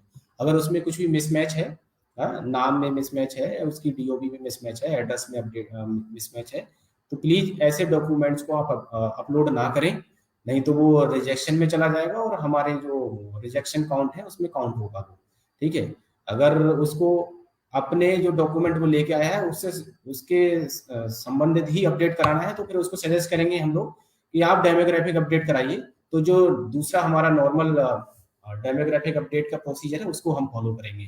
ठीक है, तो यहाँ पे हम लोग जो डॉक्यूमेंट्स वो लेके आए एग्जैक्ट अगर डिटेल मैच हो रही है तो पीओए लेकर उसको अपडेट करके स्कैन करके अपलोड कर देंगे। फिर सेम जैसे हम वेरीफाई करते हैं वेरीफाई करेंगे, जो आधार एनरोलमेंट फॉर्म है, स्लिप है, वो दोनों स्कैन करके अटैच करके अपलोड कर देंगे, और सिंपल इस तरह से डॉक्यूमेंट अपडेट हो जाएगा। यहाँ पे डॉक्यूमेंट अपडेट में जो है दो तीन चीजें आपको ध्यान रखनी है मेनली, जैसा कि मैंने बताया आपको कि एक तो आप लोग जो डॉक्यूमेंट को लेके आया है उससे संबंधित जो डॉक्यूमेंट या आधार में डिटेल है उसको एग्जैक्ट मैच कर लें। अगर मिसमैच है तो यहाँ पे आपको उसको यूज नहीं करना है। एक नोटिफिकेशन अभी रिसेंटली इशू हुआ है यूआईडीआई के द्वारा, यहाँ पे डॉक्यूमेंट अपडेट जितने भी हमारे बीएलई भाई हैं इसको ध्यान से पढ़ें कि इसमें कुछ माइनर करेक्शन यूआईडीआई ने बोला है, जो कि मैं आपको पहले बता रहा था अभी थोड़ी देर पहले दूसरी स्लाइड में, कि पीओआई और पीओए जो हम लोग बात कर रहे थे कि बिल्कुल ही मैच होना चाहिए, तो उसमें कुछ एक चेंजेस यूआईडीआई ने किए हैं कि कौन कौन सी चीजों को हम एक्सेप्ट कर सकते हैं। यहाँ लिखा है इन्होंने, in case where the part of the name not in same sequence POI in Aadhaar the same may be accepted. जो मैं आपको पहले वाली स्लाइड में दिखाना चाह रहा था, जैसे किसी का नाम में फर्स्ट नेम और जो उसका लास्ट नेम है उसमें सीक्वेंस में अंतर है। ठीक है, मतलब आधार में उसका नाम लिखा है पवित्र कुमार और जो पीओआई लेके आया है उसमें लिखा है कुमार पवित्रा। ठीक है, तो इस तरह के डॉक्यूमेंट आप एक्सेप्ट कर लेंगे उसको। ठीक है, फर्स्ट नेम और लास्ट नेम का जो सीक्वेंस है केवल सीक्वेंस चेंज हो रहा है। ठीक है, उसकी आइडेंटिटी मतलब ऐसे नहीं लग रहा है कि वो अलग ही आदमी है कोई। ठीक है, तो इस तरह के डॉक्यूमेंट को आप यहाँ पे यूआईडीआई ने बोला है हम एक्सेप्ट कर लेंगे। ठीक है, अभी तक हम लोग स्पष्ट बोल रहे थे कि अगर किसी के आधार में स्पेलिंग में भी बिल्कुल वो चीज है तो हम यूज नहीं करेंगे, तो यहाँ पे यूज करेंगे। जैसे यहाँ पे देखिए 2 नंबर पे लिखा हुआ है माइनर स्पेलिंग मिस्टेक, मतलब प्रोनाउंसिएशन अगर हम कर रहे हैं, किसी का नाम जैसे सविता है और सविता 2 तरह से लिखते हैं लोग कई बार, ऐसे BAITA लिखेंगे और ऐसे BITHA लिखेंगे। दोनों अगर हम प्रोनाउंसिएशन करते हैं पढ़ने में बोलने में जो निकल के आता है, पढ़ने में तो आपको लगेगा कि स्पेलिंग अलग अलग है। ठीक है, लेकिन बोलने में अगर हम इसको प्रोनाउंसिएशन करेंगे तो सविता ही बोला जाएगा। ठीक है, तो ऐसे अगर डॉक्यूमेंट कोई भी लेके आ रहा है तो आप एक्सेप्ट करेंगे।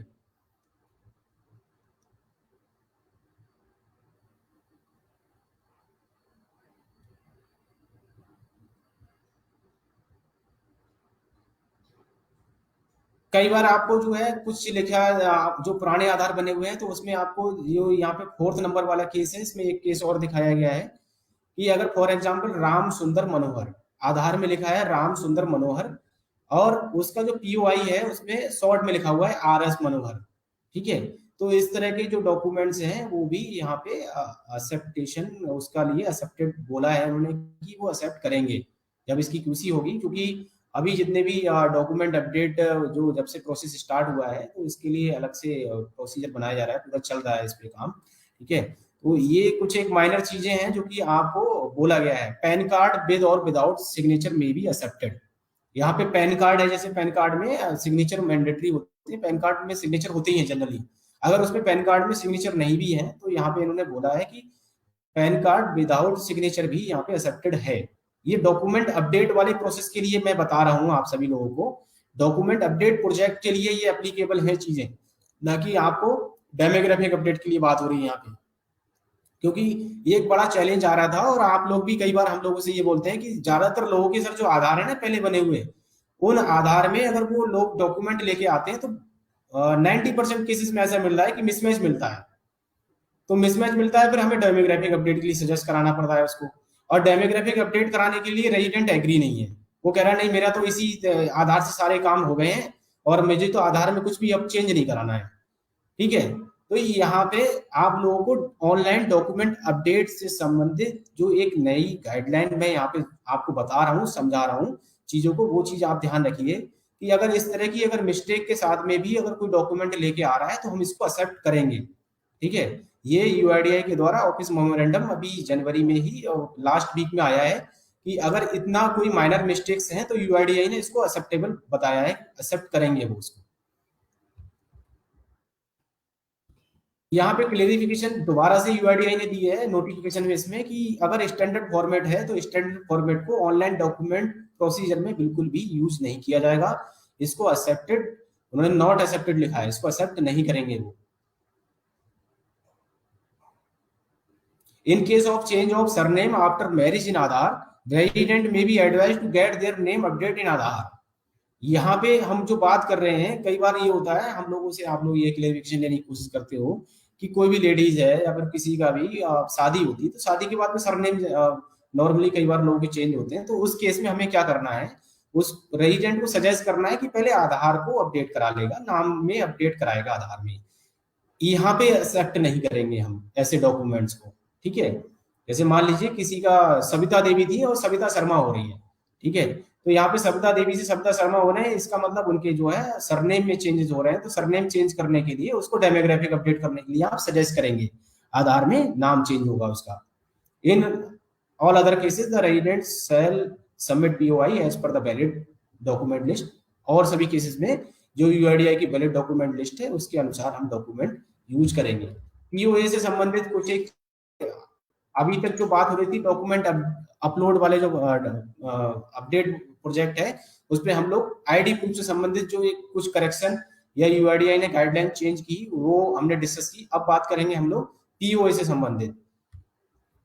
एड्रेस डॉक्यूमेंट अपडेट करते समय अगर एड्रेस से संबंधित कोई डॉक्यूमेंट लेके आया और उसको अपडेट कराने जा रहे हैं तो इसमें कुछ एक चीजें अगर ये मिस्टेक्स हैं भी तो भी हम लोग इग्नोर करेंगे। यहाँ पे पहले नंबर पे इन्होंने बोला है in case village name and सब डिस्ट्रिक्ट नेम, गांव का नाम और सब डिस्ट्रिक्ट का नाम जो एड्रेस प्रूफ है वो डॉक्यूमेंट में आधार डेटा से मैच नहीं हो रहा है। पिन कोड में भी इग्नोर, मतलब पिन कोड में अगर चेंजेस है लेकिन उसका नाम जो गांव का नाम है, डिस्ट्रिक्ट सब डिस्ट्रिक्ट है, अगर ये सारी चीजें मैच हो रही हैं, केवल पिन कोड में अगर चेंजेस हैं तो इसको इग्नोर करेंगे हम लोग, ऐसे डॉक्यूमेंट को हम अपलोड कर देंगे। मैं दोबारा से दोहरा रहा हूँ इस पॉइंट को। यहाँ पे यूआईडीआई ने ये बोला है कि अगर आधार में किसी के गांव का नाम, उसकी डिस्ट्रिक्ट का नाम, उसकी तहसील का नाम, ये सारी चीजें मैच हो रही हैं जो वो डॉक्यूमेंट लेके आया है उससे, ठीक, लेकिन पिन कोड में अंतर है। मान लीजिए जो पिन कोड है उसके आधार में वो 226,001 है, लेकिन जो वो एड्रेस प्रूफ लेके आया है उसमें 262,002 है। तो यहाँ पे पिन कोड में अगर चेंजेस हैं तो हम उसको एक्सेप्ट करेंगे, इसके लिए यूआईडीआई ने अलाउ कर दिया है। In case of village name and pin code in POI document are matching with Aadhaar then sub district ने भी इग्नोर्ड। यहाँ पे दूसरी चीज उन्होंने फिर चेंज की, उन्होंने बोला कि गांव का नाम और पिन कोड मैच हो रहा है उसके एड्रेस से, ठीक है, लेकिन उसकी जो सब डिस्ट्रिक्ट है वो अगर उस पर नहीं भी है, सब डिस्ट्रिक्ट जनरली होती भी नहीं है उसके आधार में, लेकिन उसके एड्रेस प्रूफ में सब डिस्ट्रिक्ट है लिखा हुआ।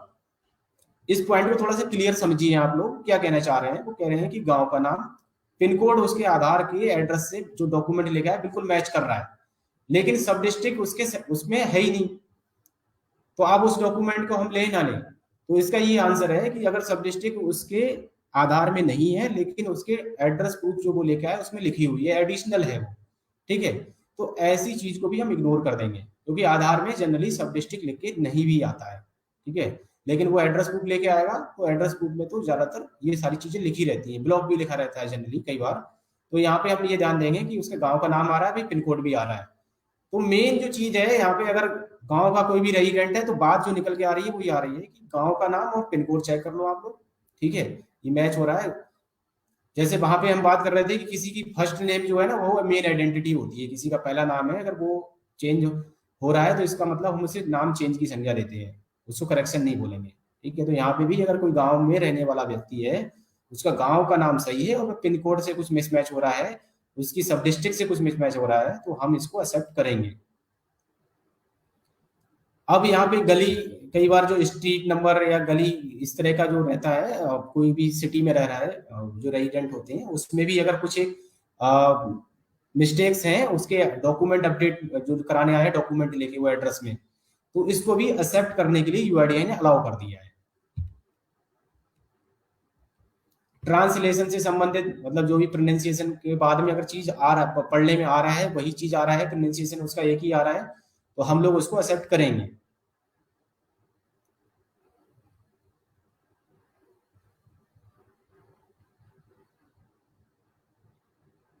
फिफ्थ नंबर पॉइंट पे यहाँ पे इन्होंने बोला है कि अगर किसी के एड्रेस प्रूफ में वार्ड नंबर, लैंडमार्क, मतलब जो भी वो डॉक्यूमेंट जो डिटेल में चीजें रहती हैं, क्योंकि भी अगर सिटी में रहने वाला व्यक्ति है तो सिटी में हाउस नंबर, लैंडमार्क भी लिखा रहता है, कई बार स्ट्रीट नंबर भी लिखा होगा, वार्ड नंबर भी लिखा होगा।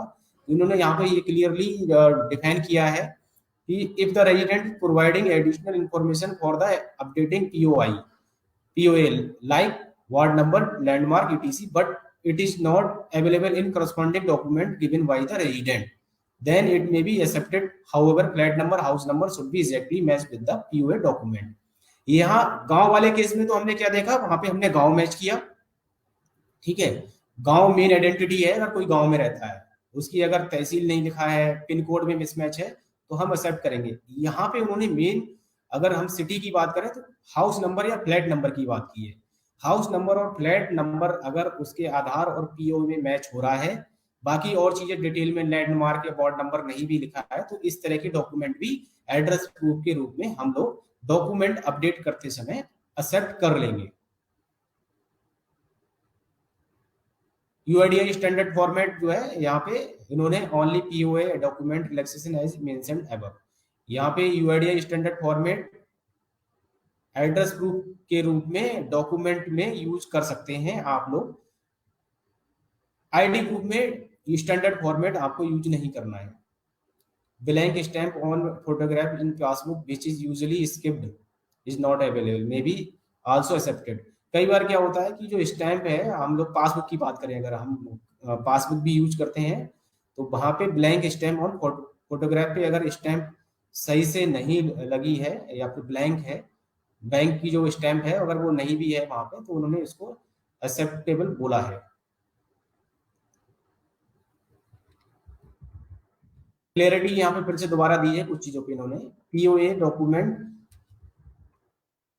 not containing or there is mismatch in state pin code due to a revision of administrative boundaries or the state document ye advised to get her date।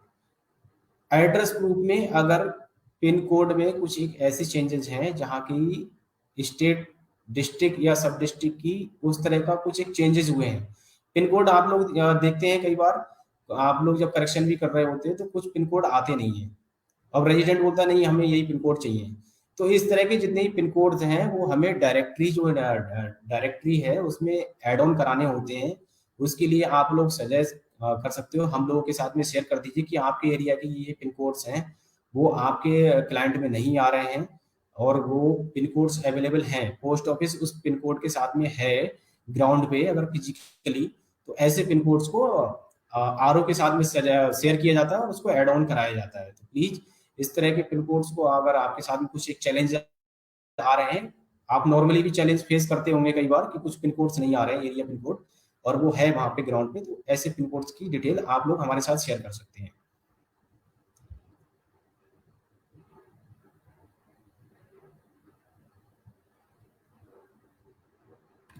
अगर address proof जो भी लेके आया है वो डॉक्यूमेंट, उसमें बहुत ही कम जानकारी है। In the address mentioned in Aadhaar has fewer detail than the information available in the POA.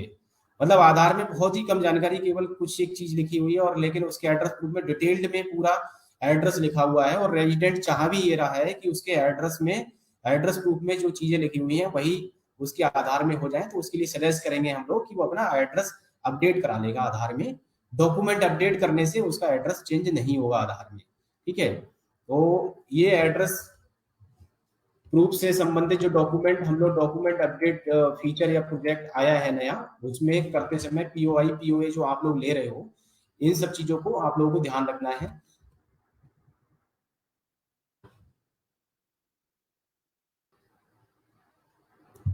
कुछ एक एरर और पेनल्टीज की बात कर लेते हैं हम लोग, क्योंकि जो काम कर रहे हैं हम लोग अभी पिछले कुछ एक महीनों से, आप लोग देख रहे होंगे कि एक बड़ा चैलेंज हम लोगों के सामने अब ये आ गया है कि काम करते हैं तो आईडी सस्पेंड हो जाती है, फिर उस पर पेनल्टीज भी आ रही है रिजेक्शन के बिहाफ पे। तो ये कुछ एक पेनल्टीज और रिजेक्शन है, उसके बारे में हम थोड़ा डिस्कस कर लेते हैं।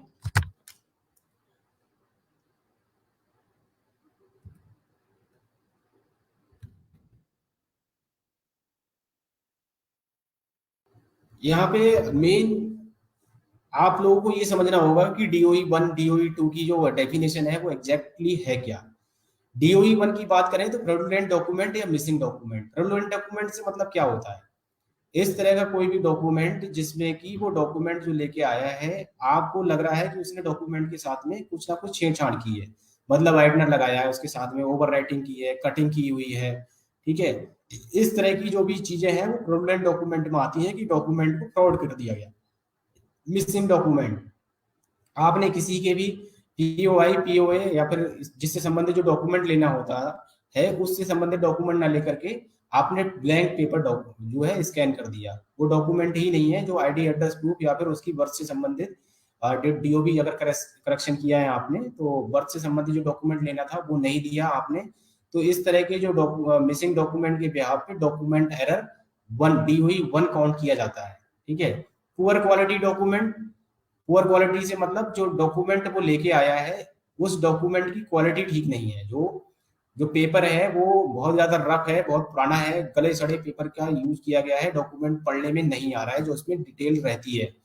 इनवैलिड डॉक्यूमेंट, इनवैलिड डॉक्यूमेंट जो यूआईडीआई के द्वारा स्टैंडर्ड डॉक्यूमेंट बताए गए हैं, जैसे पीओआई पीओए पीओआर और पीओबी, जो डॉक्यूमेंट की लिस्ट यूआईडीआई के द्वारा जारी की गई है, जो वो डॉक्यूमेंट लेके आया है उस लिस्ट में वो डॉक्यूमेंट नहीं आता है, तो वो सभी डॉक्यूमेंट इनवैलिड डॉक्यूमेंट माने जाते हैं। वो डॉक्यूमेंट यूआईडीआई की स्टैंडर्ड गाइडलाइन के हिसाब से नहीं है। ठीक है, डेमोग्राफिक डेटा मिसमैच, मान लीजिए किसी के आधार में जब आप एनरोलमेंट कर रहे होते हो या फिर एनरोलमेंट करेक्शन कर रहे हो किसी का, तो आपने क्लाइंट में तो कुछ लिखा लेकिन डॉक्यूमेंट में लिया जो उसका तो उसमें कुछ और लिखा हुआ है, मतलब जो डेमोग्राफिक डिटेल है उसमें मिसमैच हो गया। ठीक है, आपने एनरोलमेंट करते समय किसी का नाम जो है राम कुमार है और डॉक्यूमेंट वो लेके आया उसमें श्याम कुमार लिखा है। ठीक है, तो यहाँ पे डेमोग्राफिक डेटा मिसमैच में वो एरर काउंट किया जाएगा। ठीक है, और ये डीओई 2 में आता है। यहाँ पे थोड़ा और डिटेल में चीजें दी गई हैं कि किस तरह के जो वो है। इस पे पेनल्टीज की बात आ रही है, तो पेनल्टी क्या है, अभी जो डीओई 2 की पेनल्टी जो पहले की 25 रुपए पर पैकेट हुआ करती थी, इसको बढ़ाकर अभी यूआईडीआई ने 1000 रुपए पर पैकेट कर दिया गया है। Poor quality document, demographic data mismatch, delete invalid document, gender photo mismatch, age photo mismatch. Gender photo mismatch क्या होता है कि अगर वो शकल से जो उसका चेहरा है उससे वो मेल लग रहा है, लेकिन जब हमने एनरोलमेंट किया या अपडेट किया उसका तो उसको फीमेल कर दिया, जेंडर उसका चेंज हो गया। ठीक है, एज फोटो मिसमैच, अगर उसकी फोटो से देखें तो उसकी फोटो में एज लग रही है 10 साल, लेकिन बाई मिस्टेक उसकी जब टाइपिंग करते समय या फिर क्लाइंट में हमने उसकी एज जो है वो 25 साल कर दी। ठीक है, या कई बार लोग लेके आते हैं डॉक्यूमेंट तो, लेकिन हमें ये चीज तो खुद देखने से भी पता लग जाएगी ना किस एज का है वो देखने वाला बंदा। ठीक है, वो भले ही कितनी भी एज कराने लेके आया हो, डॉक्यूमेंट लेके आया है उससे रिलेवेंट, तो उस डॉक्यूमेंट रिलेवेंट जो भी लेके आया उसकी भी सत्यता की आप जांच कर सकते हैं। हाँ, फिजिकल चेक कीजिए उस चीज को कि जो विजुअली जो चीज नहीं दिख रही है आपको तो आप कैसे कर सकते हैं। एज फोटो मिसमैच में विशेषता इस चीज का ध्यान रखें और जेंडर फोटो मिसमैच में भी विशेषता ध्यान रखें। यहाँ पे सीधे सीधे ऑपरेटर्स की गलतियां मानी जाती हैं कि भाई अगर ऑपरेटर, हम जितने भी ऑपरेटर हैं सभी NSEIT का सर्टिफिकेट पास किए हैं, तो ये समझा जाता है कि हमने एक प्रॉपर जो चैनल है उसको, प्रोसीजर को पूरा समझा है, एनरोलमेंट की हमें जानकारी है कि एनरोलमेंट हमें कैसे करने हैं और एनरोलमेंट करने के दौरान हमें क्या क्या सावधानियां बरतनी है। ठीक है, तो कोई कराने भी आ रहा है ना, तब भी हमें उससे क्रॉस क्वेश्चन करना है भाई कि आपकी एज इतनी लग नहीं रही है, आप क्यों कराना चाह रहे हैं, आप कहाँ से ये डॉक्यूमेंट लेके आ गए। ठीक है, प्लीज इन सभी जो एरर से बचने के लिए हमें थोड़ा सा सावधानियों का ध्यान रखना है, नहीं तो हमारी आईडी भी सस्पेंड होती है और हमारे जो पर पैकेट पेनल्टी क्लॉजेस बनाए हुए हैं यूआईडी की तरफ, वो भी इम्पोज होगी हम पे। DOE 1 जो फ्रॉडुलेंट डॉक्यूमेंट, मिसिंग डॉक्यूमेंट था, उसमें 10,000 रुपए पर पैकेट पेनल्टी है। बायोमेट्रिक एरर, आप लोग बायोमेट्रिक करते नहीं है तो वो आपके लिए है नहीं। अनपार्लियामेंट्री लैंग्वेज, अनपार्लियामेंट्री लैंग्वेज मतलब एनरोलमेंट करते समय डेमोग्राफिक आपने कुछ भी एब्यूजिंग लैंग्वेज या फिर उस तरह की अगर कुछ भी आप करेंगे तो वो उस पर आएगा। इसके अलावा यूआईडीआई की अगर जो सॉफ्टवेयर है उसके साथ में किसी भी तरह का कोई भी हम टेम्परिंग या कुछ करते हैं, गमी फिंगर या फिर रबड़ थंब यूज किया जा रहा है, तो उसमें ये पेनल्टी जो है पर ऑपरेटर लगती है। ओवर चार्जिंग, पैसे ज्यादा लेने पे 50 रुपए डेमोग्राफिक अपडेट का है, उससे ज्यादा लेते हैं, डॉक्यूमेंट अपडेट का भी 50 रुपए उससे ज्यादा लेते हैं, तो 50,000 रुपए पर पैकेट पर ऑपरेटर इसमें लगती है। ये डिटेल में कुछ एक बताया गया है DOE 1 DOE 2 के बारे में, कि हम आप लोगों को शेयर भी कर देंगे। कुछ और जो चीजें हैं वो थोड़ा सा ध्यान देने वाली हैं यहाँ पे। कोई भी ऑपरेटर, जो हमारे जितने भी यूसीएल ऑपरेटर हैं या और भी जो ऑपरेटर आधार में काम कर रहे होते हैं, उन सभी को ये चीज ध्यान रखनी है कि आप लोग अपनी मशीन में ही लॉगिन करने के लिए ऑथराइज हैं। एक ऑपरेटर दो जगह ऑनबोर्ड या दो जगह लॉगिन नहीं कर सकता, या फिर एक ऑपरेटर दूसरे की मशीन पे भी लॉगिन नहीं करेगा। किसी भी तरह से हार्ड कॉपी या सॉफ्ट कॉपी आधार अपने सेंटर पे आप किसी का ना रखें, क्योंकि अब ऑनलाइन स्कैनिंग हो रही है तो डीएमएस वाला पार्ट भी है नहीं। आपको किसी के भी आधार से संबंधित कोई भी डॉक्यूमेंट अपने सेंटर पे नहीं रखना है। आधार की कॉपी तो बिल्कुल नहीं रखेंगे आप लोग अपने सेंटर पे। आधार एनरोलमेंट करते समय सन ऑफ या फिर डॉटर ऑफ, इस तरह की चीजें अब हटा दी गई हैं, केवल क्योर ऑफ आता है, तो क्योर ऑफ ही हम लोगों को अलाउ है, वहां पे सन ऑफ या डॉटर ऑफ हम लोग नहीं देखते हैं। डीओबी चेंज या फिर जेंडर चेंज अननेसेसरी किसी का नहीं करेंगे। आधार कार्ड जो है HOF बेस केस में अटैच नहीं किया जाता है। इसमें HOF बेस अगर एनरोलमेंट है तो उस केस में ये डिक्लेरेशन या फिर जो हेड ऑफ द फैमिली है उसका एक साइन किया हुआ डॉक्यूमेंट अपलोड होता है। ये यहाँ पे 5th क्लास या 8th क्लास की जो मार्कशीट है उसको वैलिड नहीं माना गया है डीओबी चेंज के लिए। जो डीओबी चेंज के लिए मार्कशीट है 10th 12th जो बोर्ड से इशूड होती है उसके लिए ही अलाउ किया गया है यूआईडीआई के द्वारा। 3 तरह के केसेस हैं जहाँ पे कोई डॉक्यूमेंट की जरूरत नहीं होती है। जेंडर किसी को चेंज कराना है, अपना फोटो भी अपडेट, फोटो अपडेट तो आप करते नहीं हो, लेकिन मोबाइल नंबर, मेल आईडी अगर किसी को अपडेट कराना है तो इन सभी चीजों में किसी भी तरह का कोई डॉक्यूमेंट यूज नहीं किया जाता है। वोटर आईडी, अगर आप लोग आईडी एड्रेस प्रूफ दोनों के लिए यूज कर रहे हैं तो वहां पे दोनों तरफ से ही आपको स्कैन करना होता है। कई बार क्या करते हैं ना, आप लोग एड्रेस प्रूफ में इसको यूज कर रहे हैं और स्कैन कर दिया आपने फ्रंट पार्ट केवल उसका, जबकि बैक में उसका जो है एड्रेस वाला पार्ट होता है। तो एड्रेस प्रूफ में अगर आप वोटर आईडी ले रहे हैं तो उसका फ्रंट और बैक दोनों ही आपको स्कैन करना है, नहीं तो कैसे पता लगेगा कि जो रेजिडेंट है उसका नाम क्या है, किसका एड्रेस अपडेट कर रहे हैं आप। ठीक है, तो फ्रंट और बैक दोनों ही आपको, अगर एड्रेस प्रूफ में आप वोटर आईडी ले रहे हैं तो वो अपडेट करना होता है। ये कुछ एक एरर्स हैं जो कि आप यहाँ पे समझ भी सकते हैं कि होता क्या है। एज में फोटो में एज कम लग रहा है लेकिन हमने वहां पे ज्यादा एज डाली हुई है। ये डॉक्यूमेंट्स में इसमें वाइटनर यूज किया गया है, इन सब में वाइटनर यूज किया गया है। यहाँ पे डेट थी, डेट कटिंग करके वाइटनर यूज किया गया है। यहाँ पे भी वाइटनर यूज करके और ओवर राइटिंग की गई है, वाइटनर यूज ओवर राइटिंग। तो ये कुछ एक इस तरह की ये यूआईडीआई, जैसे हम जो भी डॉक्यूमेंट स्कैन करते हैं ना, तो यूआईडीआई के पोर्टल पे इस तरह से चाहते हैं ये सभी डॉक्यूमेंट। ये चार्जेस हैं, आप लोग अपने सेंटर पर रखने हैं, लगा के रेट लिस्ट जरूर लगा के रखें। रेजिडेंट का कस्टमर रजिस्टर बनाएं, रेजिडेंट्स के साथ में व्यवहार अच्छा रखें। वो आज का जो सेशन था, आज की मुलाकात कार्यक्रम था, उसमें मैंने आप लोगों को फिर से दोबारा से यूआईडीआई आधार यूसीएल पे जो बीएलई हमारे काम कर रहे हैं, वो काम करने के दौरान उनको कौन कौन सी सावधानियों का विशेष ध्यान रखना है उसके बारे में पूरा विस्तृत जानकारी दी। और जो भी बीएलई भाई इस लाइव सेशन को देख रहे थे या इसके साथ जुड़े हैं, तो उन सभी बीएलई भाइयों का बहुत बहुत धन्यवाद। मैं इसी बात के साथ में आज की मुलाकात कार्यक्रम यहाँ पे हम एंड करते हैं, और हम चाहेंगे कि सभी बीएलई भाई जो यूआईडीआई के द्वारा ऑनलाइन डॉक्यूमेंट अपडेट नया प्रोजेक्ट आया है, इस पे ज्यादा से ज्यादा कार्य करें और अपने ट्रांजेक्शन्स को बढ़ाएं। अभी जैसे कि पिछले कुछ समय से आप लोग देख रहे हैं कि आधार डॉक्यूमेंट जो भी आप लोग एनरोलमेंट कर रहे हो अपडेट नहीं हो रहे हैं, तो इससे विचलित नहीं हो, परेशान ना हो बिल्कुल भी। यूआईडीआई से बात हो रही है इसके बारे में, सर्वर पे कुछ अपडेशन की वजह से एनरोलमेंट जो है वो अंडर प्रोसेस जा रहे हैं, इसकी वजह से काम को ना रोके, वो रिजेक्ट नहीं हो रहे हैं। अब सारे जो जितने भी एनरोलमेंट आप कर रहे हो बैकएंड से यूआईडीआई सर्वर पे वो जा रहा है डेटा, इसके लिए हमें काम को नहीं रोकना है, अपने काम को निरंतर करते रहना है। और सभी लोग, सभी जितने भी बीएलई भाई जो कि यूसीएल सर्विस से जुड़े हुए हैं, अपने ट्रांजेक्शन्स को मैक्सिमम ज्यादा से ज्यादा करें। और रेजिडेंट से 50 रुपए निर्धारित शुल्क है, 50 रुपए ही चार्ज करें। मैं आज की मुलाकात कार्यक्रम यहाँ पे अभी आप सभी लोगों से इजाजत चाहूंगा। धन्यवाद, नमस्कार।